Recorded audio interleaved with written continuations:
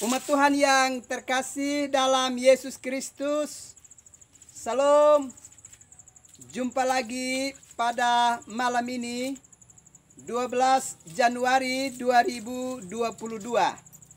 Kita sudah melakukan berbagai aktivitas kita sepanjang hari ini. Dan sekarang kita telah menerima malam pemberian Tuhan.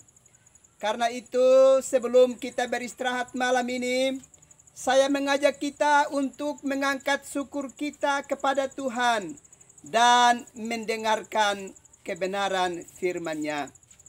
Mari kita berdoa. Segala puji, hormat, dan sembah kami nyatakan ke hadapan hadirat-Mu Bapa. Sebab dalam kasih karunia-Mu kami masih ada. Dan Tuhan hadirkan di bumi, di wilayah, di lingkungan di mana kami menjadi bagiannya. Karena itu kami mau datang kepadamu menyatakan syukur kami dan mau mendengarkan kebenaran firman-Mu. Datanglah dan memberkati kami sekalian. Demi Yesus Kristus yang adalah firman yang hidup itu. Padamu kami berdoa dan menyambut firman-Mu. Amin. Umat Tuhan yang terkasih dalam Yesus Kristus, kita mendengarkan kebenaran firman Allah dalam kitab Ulangan pasalnya yang ke-11, ayatnya yang ke-8 sampai dengan ayatnya yang ke-32. Dan saya akan membacakan ayatnya yang ke-12 dan ayat-ayat lainnya nanti dapat dibacakan oleh umat Tuhan sekalian. Beginilah bunyi firman Allah. Ketaatan mendatangkan berkat, ketidaktaatan mendatangkan kutuk. Suatu negeri yang dipelihara oleh Tuhan Allahmu, mata Tuhan Allahmu tetap mengawasinya dari awal sampai akhir tahun. Bapak, Ibu, saudara-saudara yang terkasih di dalam Yesus Kristus. Hari ini kita sudah berada di tahun baru 2022, di hari yang ke-12. Kita harus percaya dengan sungguh bahwa tidak secara kebetulan kita hidup di satu pulau. Kita hidup di satu wilayah. Kita hidup di satu lingkungan. Kita harus ingat bahwa Allah di dalam perkenanannya, Dia mengizinkan kita untuk hidup di suatu negeri, suatu tempat, dengan kita akan mengalami berbagai-bagai peristiwa di dalam hari-hari hidup kita. Karena itu sekali lagi, tidak secara kebetulan kita hadir dan hidup di satu tempat, satu wilayah, satu lingkungan. Tapi itu semata-mata ada dalam rancangan Tuhan yang indah bagi dan demi kehidupan kita di bumi ciptaannya. Jika Allah yang telah menempatkan kita dalam satu wilayah untuk kita hidup di dalamnya, bersama-sama dengan orang-orang yang kita kasihi dan sesama kita umat manusia, itu berarti Allah akan memenuhi janji penyertaannya bagi kehidupan kita sekalian. Dan kalau kita memperhatikan bagian kitab suci yang menjadi bahan perenungan bagi kita pada malam ini dalam kitab Ulangan pasal 11 ayat yang ke-8 sampai dengan ayat yang ke-32. Maka jaminan pemeliharaan Tuhan itu Tuhan nyatakan kepada kita.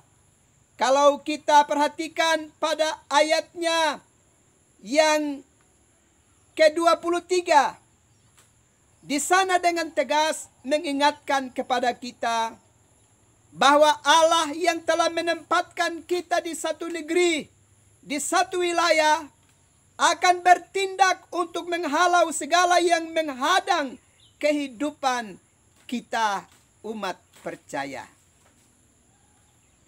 Jadi tidak secara kebetulan Allah menempatkan kita di satu wilayah dan Allah membiarkan kita menjalani kehidupan kita sendiri. Justru kita ada di dalam pembelaan Tuhan. Dan pembelaan Tuhan itu nampak di mana Dia akan menghalau segala kekuatan dan daya yang hendak menghancurkan kehidupan kita.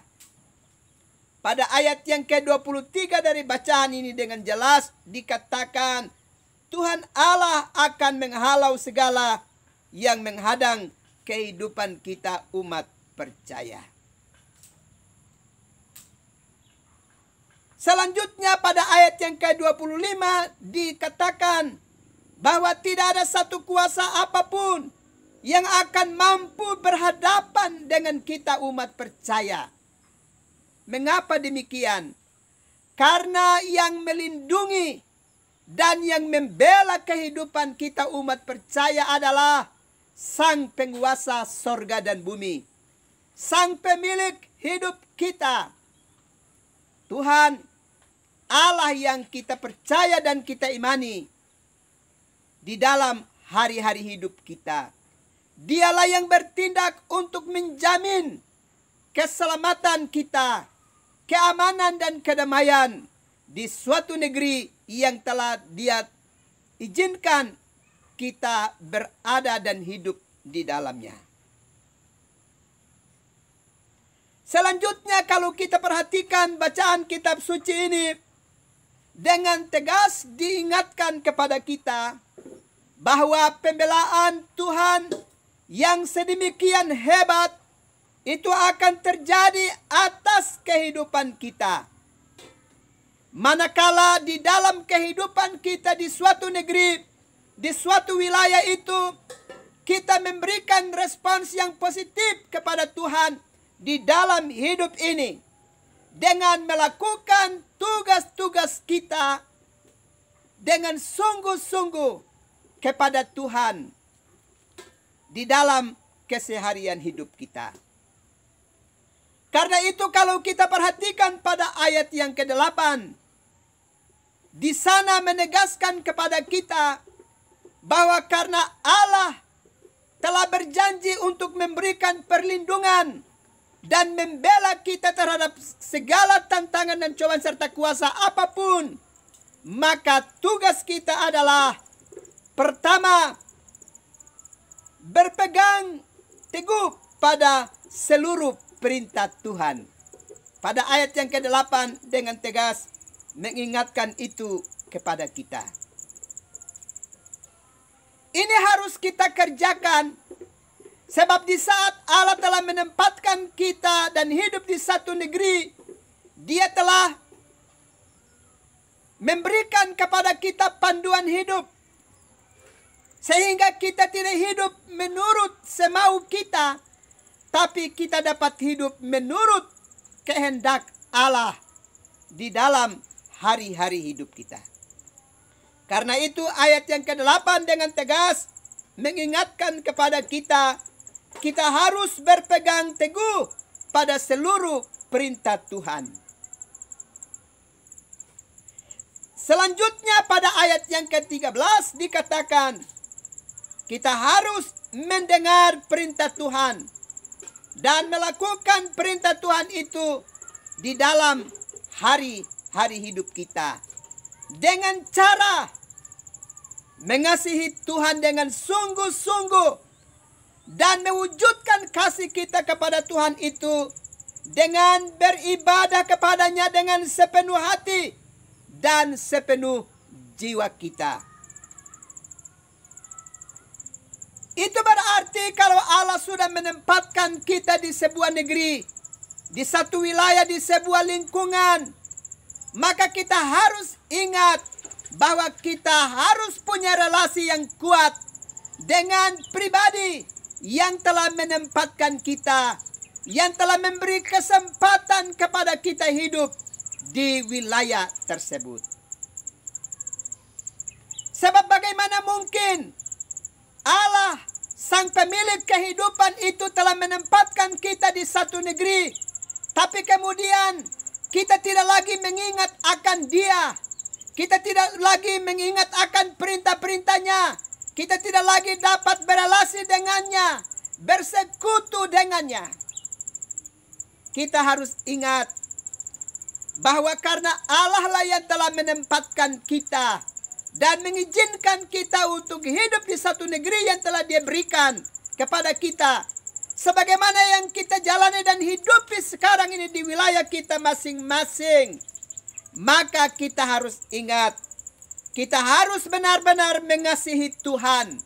Dan kasih kita kepada Tuhan itu harus kita wujud nyatakan dalam berbagai bentuk peribadahan kita yang sungguh-sungguh dan sepenuh hati dan jiwa kita kepada Tuhan. Dan di dalam bacaan ini dikatakan, kalau kita perhatikan pada ayat yang ke-13, relasi dengan Tuhan itu harus dihidupkan baik oleh orang tua maupun anak-anak, dan segenap isi rumah yang hidup di wilayah itu haruslah secara bersama-sama dan bergandengan tangan dalam satu hati, satu jiwa, mempersembahkan hidup kepada Tuhan sebagai pemilik wilayah itu dan pemilik hidup kita sekalian.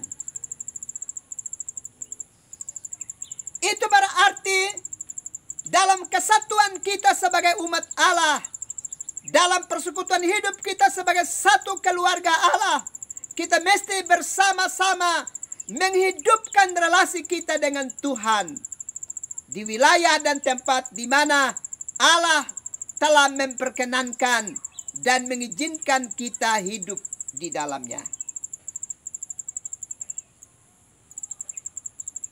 Selanjutnya di dalam bacaan firman Allah ini ada jaminan bagi kehidupan kita sekalian, bahwa karena Allah lah yang telah menempatkan kita dalam satu wilayah kehidupan, maka Dia menjamin untuk menganugerahkan dan menyediakan berkat-berkat bagi kelanjutan hidup kita di bumi, di wilayah di mana kita berada.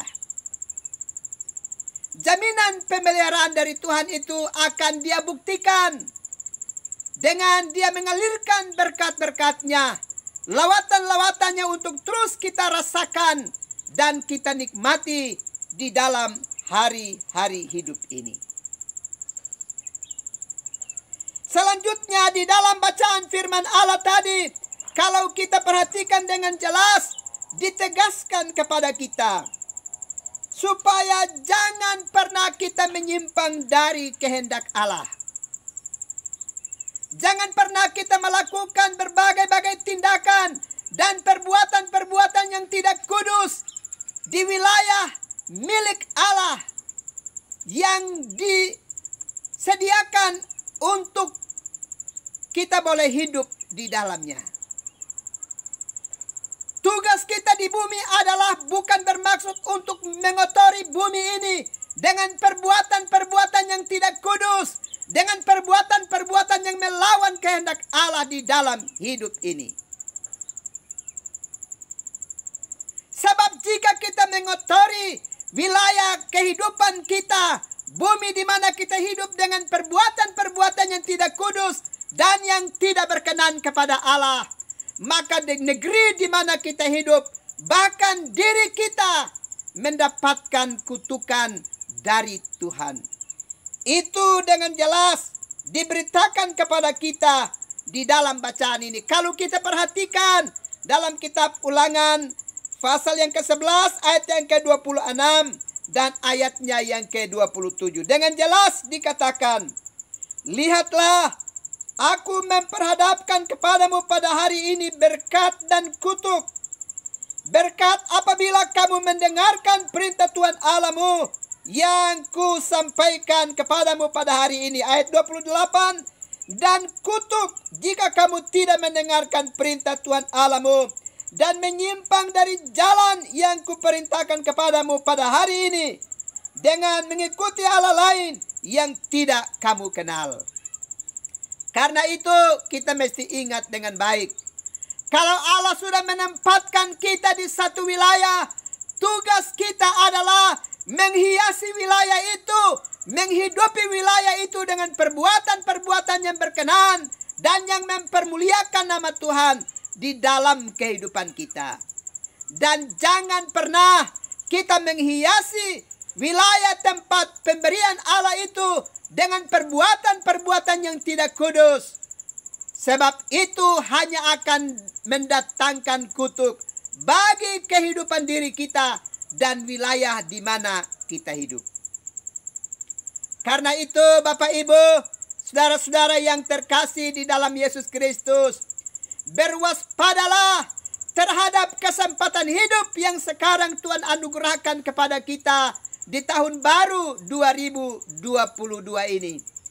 Allah menjamin melalui bacaan firman Allah ini bahwa Dia akan menyediakan berkat untuk kelanjutan hidup kita di wilayah dan di bumi, di lingkungan di mana kita ditempatkan bersama dengan segenap umat percaya. Jaminan Allah itu jelas, Dia akan menjamin dan memelihara hidup kita. Karena itu, hiasilah hari-hari hidup kita dengan bekerja sungguh-sungguh, dengan jujur, dengan tertib, dengan adil, dan melakukan perkara-perkara kehidupan yang berkenan kepada Tuhan. Milikilah tata krama kehidupan yang berkenan, sehingga kita tidak dapat mewarnai hari-hari hidup kita dengan perbuatan-perbuatan yang tidak kudus, yang mengundang murka Allah menjadi bagian bagi hidup kita. Sekali lagi, ingatlah dan percayalah, dimanapun sekarang kita hidup, Allah lah yang menempatkan kita. Dan karena Allah lah yang menempatkan kita, Dia menjamin kelanjutan hidup kita di wilayah itu.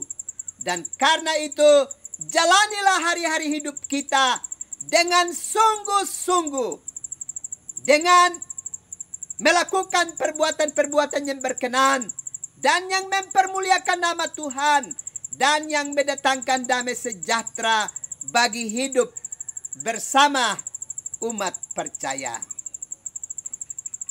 Ingat, jangan terlambat.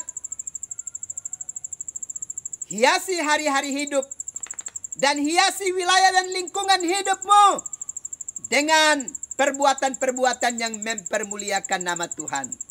Perbuatan-perbuatan yang kotor dan yang tidak kudus jangan pernah hadirkan dan mewarnai kehidupan kita sebagai umat yang telah diselamatkan oleh Tuhan. Tuhan pasti memberkati kita sekalian. Amin. Mari kita berdoa. Segala puji, hormat dan sembah kami nyatakan ke hadapan hadirat-Mu Bapa, karena Bapa berkenan untuk menolong hari-hari hidup kami. Terima kasih Tuhan untuk firman-Mu yang telah melawat kami. Biarlah melalui firman-Mu kami terus menyadari kehidupan ini untuk sungguh-sungguh melakukan perbuatan-perbuatan yang mempermuliakan nama-Mu ya Bapa. Tetapi perbuatan-perbuatan yang menciderai kekudusan Allah hendaknya kami tinggalkan di dalam kehidupan kami. Terima kasih Tuhan. Malam ini hamba juga berdoa untuk umat-Mu yang tengah mengalami penderitaan sakit di dalam kehidupan mereka. Baik itu di rumah-rumah sakit maupun di dalam rumah tangga mereka. Hamba berdoa Tuhan, tumpangkanlah tangan-Mu ke atas mereka dan beri urapan khusus kepada mereka. Dan kalau Tuhan berkenan, biarlah mereka yang sakit disembuhkan dan dipulihkan, sehingga kesempatan hidup Tuhan karuniakan dan mereka boleh mengangkat syukur bagi hadirat-Mu ya Bapa. Namun jika itu merupakan duri dalam daging mereka, maka kuatkan iman percaya mereka untuk menghadapi cobaan itu di dalam hidup mereka. Terima kasih Tuhan. Hamba juga berdoa untuk umat-Mu yang mengalami berbagai kesulitan dalam hidup ini. kesukaran hidup, dalam kehidupan ekonomi keluarga. Ya Bapa, hamba berdoa, kasihanilah umat-Mu dan bukalah pintu berkat-Mu dan alirkan berkat-Mu memberkati umat Tuhan melalui usaha dan pekerjaan mereka, sehingga umat-Mu dapat hidup dari berkat yang tercurah atas hidup mereka. Terima kasih Bapa. Kami juga berdoa untuk anak-anak kami, keturunan kami sebagai generasi baru. Kami minta kepadamu, tolonglah anak-anak kami sebagai generasi baru, supaya mereka menjadi pribadi-pribadi yang mengasihi Tuhan dan hidup berkarakter Kristus, sehingga mereka tidak kalah terhadap pengaruh dunia ini, tapi mereka mampu menggarami dunia dan menerangi dunia ini dengan kehidupan iman yang kokoh di hadirat-Mu, ya Tuhan. Terima kasih Bapa, bangsa dan negara kami dan pemerintah kami, Bapak Presiden, dan juga para gubernur, bupati, wali kota, di mana kami menjadi bagiannya. Allah berkenan menolong para pemimpin bangsa kami. Biarlah mereka diberkati dan mereka dapat memimpin bangsa ini dengan rasa takut akan Tuhan, sehingga melakukan banyak hal yang berarti untuk kesejahteraan rakyat. Kami juga berdoa untuk orang-orang yang suka mendatangkan keonaran, yang mendatangkan pertikaian, penderitaan. Kami minta beri pertobatan kepada mereka. Roh Kudus bekerja dengan hebat di dalam kehidupan mereka, sehingga mereka tinggalkan perangai-perangai hidup yang tidak menolong kehidupan bersama, ya Tuhan. Terima kasih Bapa. Malam sudah menjadi bahagian buat kami, dan kami akan beristirahat sebentar. Datanglah, tumpangkanlah tangan-Mu ke atas kami sekalian, supaya malam ini kami dapat beristirahat dengan aman dalam perlindungan-Mu. Ini doa kami Tuhan, ini sembah kami, demi Yesus Kristus, yang adalah Tuhan dan Juru Selamat bagi hidup kami. Padamu kami berdoa dan mengucap syukur. Umat Tuhan yang terkasih dalam Yesus Kristus, selamat malam, selamat beristirahat. Tuhan pasti terus melindungi dan memberkati umat Tuhan sekalian. Salam.